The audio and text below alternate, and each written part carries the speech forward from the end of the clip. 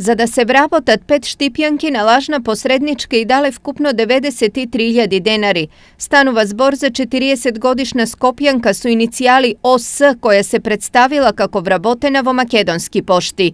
На невработените штипјанки им се наметнала како авторитет кој може да им обезбеди екзистенција, пошто тие за неа станале лесен плен.